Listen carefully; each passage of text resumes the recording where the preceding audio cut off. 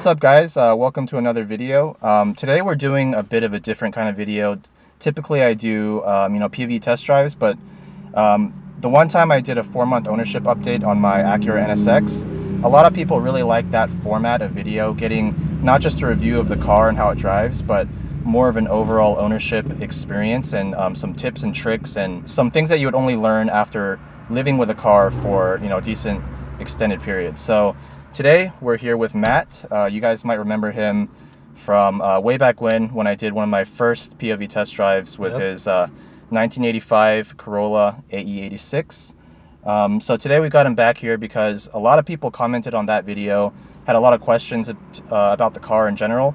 And now that I've upgraded all my AV equipment, I figured not only would we get some thoughts from Matt on the overall ownership experience of the car, but also get some nice sights and sounds for you guys to enjoy. Oh yeah, thanks for the introduction. So I've owned the car for about a little over a year, or a couple years now, and it's been a blast to own. But I mean, like my other fellow AE86 owners, it's kind of a balance of having fun but also preserving the car. This car particularly has a really cool, really clean interior, and a lot of people online, they end up getting their car stolen from them. So I think that's the one thing of ownership that I didn't really realize, is that I have to be really aware. Yeah, it's one of those cars where it's not all that expensive to buy and whatnot, but at the same time, so many people want it that you can never just park it in a public parking garage and just walk away without thinking about it again. It's always going to be on your mind. Right, exactly. So that was kind of part of the ownership that I didn't realize. And I mean, and in terms of, and yes, it's kind of it's not that expensive to buy, but it's expensive to buy a clean one. And even if you pay a lot of money for a clean one, you're paying like the money to get something that's doesn't have a lot of horsepower and it's old. So it's nowadays, I mean, you can find like one that's not very good for like a couple grand or whatever online. But then if you want a really clean one, it's like really expensive. And for what you're getting, you don't get that much horsepower. You kind of just get just like you're buying a classic. You're not really buying a performance car. If you buy a clean 8.6, you're definitely not buying it for the performance factor. You're buying it because, one, initial D. Two, it's super JDM, even though this one's very USDM. It's an icon in the Japanese car world, especially. I would say it's somewhat considered a classic now, even though it's about 30 years old. It's not technically 35 or older. But to a lot of people, 25-year-old cars are considered classics. So this one, in terms of Japanese cars, it's absolutely a classic. You don't see them on the road every day, and even when you do see them, they're usually rusted out, slammed, turned into drift missiles and whatnot. This one is, it's set up to be kind of a occasional track car and also just a weekend car. It's got power steering, it's got functional AC, and even with all the mods put on it, you don't detract anything from the daily drivability. It's still pretty comfortable. Absolutely. It's got the stock seats, everything. Absolutely. I didn't want to put too much modifications on it. I mean, there is a 20 valve in it, and shout out to the person who did that. Sue at Aggressive Performance did a great job on that. Like Penn said, he kept my AC and he kept my power steering. Other than that, I just put different wheels on it and suspension, and then an exhaust. But I do have all the stock parts tucked away in case I want to bring it back to stock. And that's kind of the main thing. It's been a blast to own, but it's just like I said, like the balance between of driving it all the time but keep preserving it and keeping it safe is like definitely one thing I didn't expect when I started driving it a lot. It's not something quite like a Miata, even though you might buy a Miata for similar purposes, like you want to drift it or you want to track it or you just want to cruise Highway 9 on the weekend. It's a very similar experience, but then the ownership experience is where it really differs.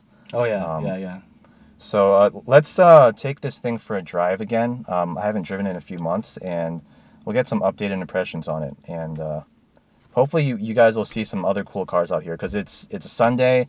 We're on Highway 9, and like all the rich people and their toys are out. We got followed by a brand new 991 GT3 earlier, and he got, I guess, kind of annoyed. So blip the gears down a couple of gears and like zoom past us 9,000 RPM. But this should be fun. All right.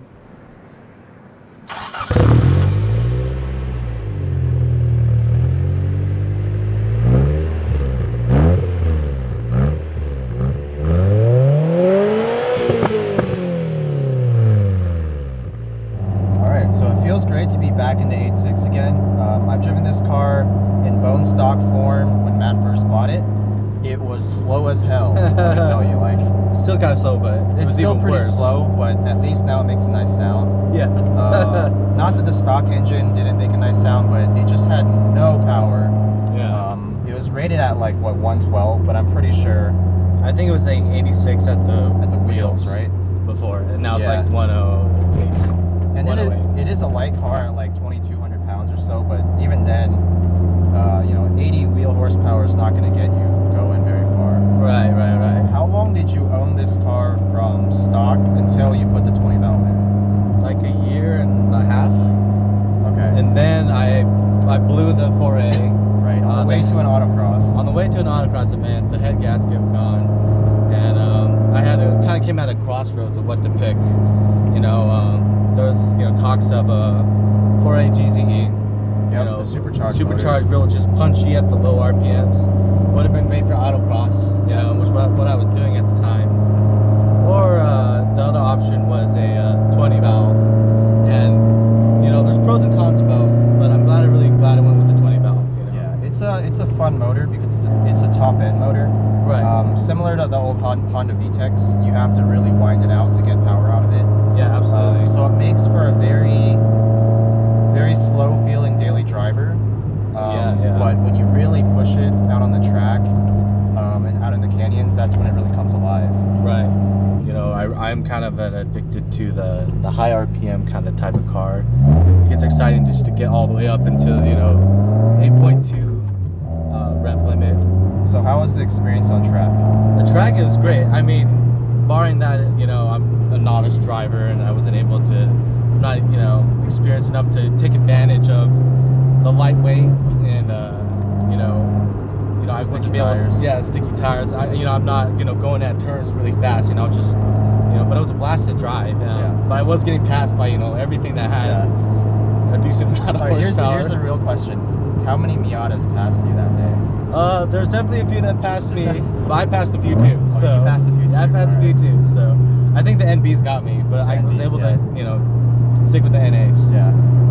On the track is definitely an awesome experience, but now I have my reservations too because I did do a little spin out, got it, had a little thing. I was with the part tire of wall. that. Yeah. I was in the passenger seat. Yeah, I'm that's pretty sure.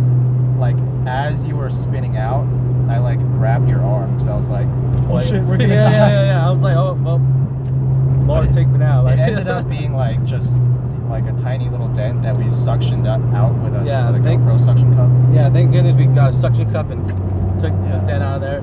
There is some front bumper, a little bit of front bumper damage, but it's only if I were to point it out, someone would be like, oh yeah. Overall, it's still a really clean 86, and you don't see hardly any like these out on the road. So yeah, so now I'm kind of, I do enjoy it, but I'm more in the preservation kind of mindset. Like I said before in the first review I did of it, the suspension is a little bouncy because it is the Megan coilover setup. Right. And at that time, you just wanted a cheap way to lower the car and make it corner a little harder. So you went with that setup. But I mean, do you have any regrets with that? I mean, in terms of the ride, it's not the best, but it does what you needed to do, right? I actually, I don't mind it, the direction that I took it. I think there is better alternatives for more money, but this, like I said, provided a good balance between daily driving and tracking. I mean, over the stock suspension, it's miles, like, way better. Yeah. Before it was like a boat, it's just like, you go through a corner, you're like doing a little wavy bounce. It had a typical like 80s feel to it. Right. And I just wanted something that would be an upgrade over that would still allow me to daily it, or if I wanted to autocross and track it gave me that option. Yeah. The bigger upgrade that cost way less was when I put in the steel brake lines. Lines and just getting like a little bit better performance brake pads. Yeah, but it's a fun little car. I mean, really enjoy it. Yeah, and it turns heads, like you get thumbs up from people, Yeah. Although to that point, I will admit that, unless you're an actual like car guy, it's not like a head turner for your casual person. Yeah. That's the one thing that's still awesome about these older cars is the steering. Even though this one is not a manual rack, you kept the hydraulic rack even with the engine swap, right? Which is pretty rare. It still just gives you so much feedback through the wheel. It feels like, at speed, it feels like manual steering. I think it's possible that the hydraulic pump just turns off when you're at speed, so it is actual manual steering. But then in parking lots, it's still totally light and easy to use. Yeah, I mean, it's not like I'm like, Yeah. you know, it's struggling. Let's do a little pull here.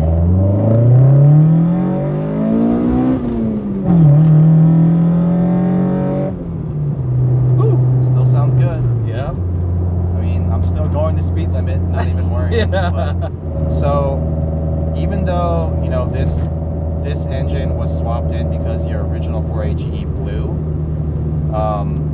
do you regret that happening? Like, would you have preferred to, you know, save the money and save the hassle of getting it swapped, keep the original engine in here, or do you think it was like a blessing in disguise? Yeah, if I did just rebuild the original engine, yeah, it would be stock. But even then, it might have not been completely stock because I might have gotten a different head, maybe a different block. You know, so there was always that chance. And the guy that I was talking to, he was with a theory that our methodology, like, hey, if I'm gonna rebuild this, I'm gonna rebuild the entire thing. Yeah. I'm not gonna do a quick job, just put a new gasket on, just machine the head and call it a day. Yeah. So he's talking about new pistons, maybe check out cams and whatever else. So he's like, yeah, it's gonna be pretty expensive. He's like, you know, you can, for the same amount of money, you can do just a new engine. So I was like, well, you know what? I knew how slow it was, so I was like, you know what? Let's just put the 20 valve. That was my decision, and I absolutely don't regret it. It's a blast to drive. I don't think I would feel as comfortable driving the stock for a GE 16 valve on the track as I do the 20 valve. Yeah, it's a lot more enjoyable, but it's still, you know, it's a Toyota engine, so it's still, you know, it fits the car. It's not like you're throwing a Honda engine in here or something. Right, exactly. And that leads to another like kind of discussion topic where there's a series of motors called the Beams motors. Yeah, the Beams 3S GE series, right? Yeah. So what that is like a really I forgot how many horsepower engine. I think it was like 200-ish, right? Somewhere around 200. Yeah, it's a definite power upgrade over the 16 or the 20 valve. And I've actually ridden in a car that had the Beams motor in it, and it was cool. I mean, it was great. You know, you were able to pass cars. Yeah. You know, that's awesome. But yeah, shout out to my friend Dave. He was driving that car for a while, and let me ride in it, and it was a good experience. But you know, you were shifting a lot earlier.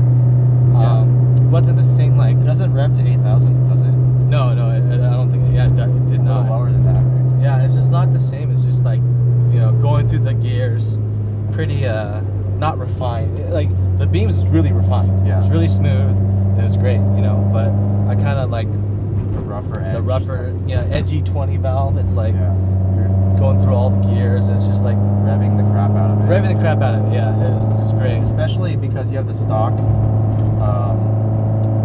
gauges here. Yeah. It just feels so wrong revving it. You know, once you get to 7,400, it's already red, but then you're revving it another like 800 RPMs. Yeah, you got to go past like what it even has marked on the tag. So it feels so wrong, but then it also feels so right. Yeah. Ooh, NSX. Ooh, another NSX. Two NSXs today. NSX counters at 2. A lot of people, I don't know, maybe people in the comments can comment on this in terms of power they get from a 20 valve. Yeah. So we dynoed it, and it got 108 to the wheels. So I've heard so many other stories or people saying, that it got swapped in wrong. But I mean, that's what I got on the dyno. Also, we had a friend who had a 20 valve MR2 AW11, same engine. Yeah. He did the exact same thing, dynoed that. It was the same horsepower. It was 108 to the wheels. So on the same dyno too. On the same dyno. So I'm just gonna say out there, like, other numbers out there that I've read online were definitely not what I experienced. And one other thing is that you are running the socks on your ITBs. So a lot of people say take the socks off and you get like an extra 15-20 horsepower. I've never seen it done, but I mean, I can see that maybe being true. Yeah, it's one of those things where not everyone has this setup. It's not like, know, everyone and their mom has dynoed an 86 with this particular engine, so it's just take it with a grain of salt. Your results may vary, basically. Yeah, but that's just what I've experienced. So I would like to hear from the community, you know, and that's a good thing about the community too. The A6 community is pretty strong too. Yeah. Pull it.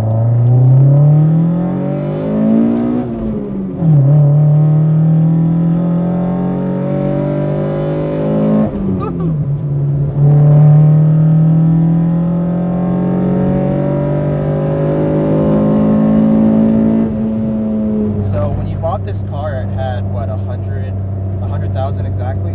Yeah, like basically 100,000 on the dot. Okay, and then you drove it until like 103, 104? Yeah, like 103-ish. Before the engine blew, right? Before the engine blew, yeah. Okay, and now it's at 105.5. Right, yeah. So in how many years of ownership? 2 or 3 years? 3 years. 3 years, you put only about less than 6,000 miles on it. Yeah. Oh. Yeah, I'm just trying to not put too many miles on it. Yeah, I mean, still enjoy it, but like pick and choose when you want to enjoy it. Not yeah, just, exactly. Not just drive on it and beat on it every day. Yeah, I mean, if I kind of was like thinking of getting a secondary car. Yeah. To do that, you know. That's kind of where I'm at with my NSX also. Right. It's not like I don't put miles on it. I mean, I drove to SoCal and back for the Matt Farah one take, but even then, like I don't want to put miles on it just to put miles on it. I have a better daily for that. Right. You know, I still want to, you know, keep an eye on that and only drive it when I really want to be driving. And so in that regard, I also kind of want to get another maybe S2000, some E36 M3, something like that. Yeah. Something I can beat on and is reliable and I can take to the track without worrying about too much. In conclusion, owning this car for 3+ years that I've owned it, it's been, you know, a blast. You know, I've gotten in a lot out of it, lots of track days, you know, autocrossing events, and it's fun to kind of like, I mean, I'm not a huge mechanic. I'll be honest, I can't wrench a bunch of things, but I did, you know, suspension, brake lines, rotors, you know, pads, like stuff like that, and you know, it's a great car to get into that kind of thing. Yeah, it's pretty easy to work on. Besides the fact that some of the bolts were rusty. You know, everyone that knows about cars, like just 5 minutes ago, some guy came up in an 04 Style Subaru. He's like, "Oh man, that's a rare car. It's a rarity." He's like, "Yeah, man," but you know, it's like, so there's already a connection with people who know about cars, and the community is great. You know, the A6 community is pretty strong. I know it's still kind of hard to find them in the wild. So every time I like try to say, you know, like what's up, or you know, but owning it's been great. I mean, I'll be upfront. It's expensive to own it. You know, you gotta, other than maintain it, if something goes wrong, you gotta take it to like maybe a specialist, or since, you know, I'm not a good wrench. If you can wrench on things yourself, I'm sure you can find parts and then, you know, do it yourself. But right, if, you know, absolutely, you're like Matt or I. You know, we wrench on the basic things, but if we're gonna do an engine swap, we wouldn't know the first place to start. So yeah, no way. Yeah, in that respect, even though a car itself doesn't cost that much, you know, keeping it on the road, if you're going to be taking it to a shop regularly, isn't exactly the cheapest thing. Right.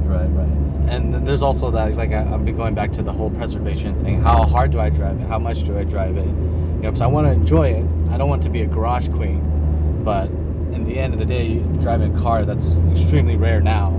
And it's only getting more rare and rare as people, like, you know, either crash them or they get stolen and parted, or I mean, just today on this road we saw 3 NSXs and not a single 86, so it just goes to show, like, this car is even a lot more rare than some of the other JDM classics nowadays. Right.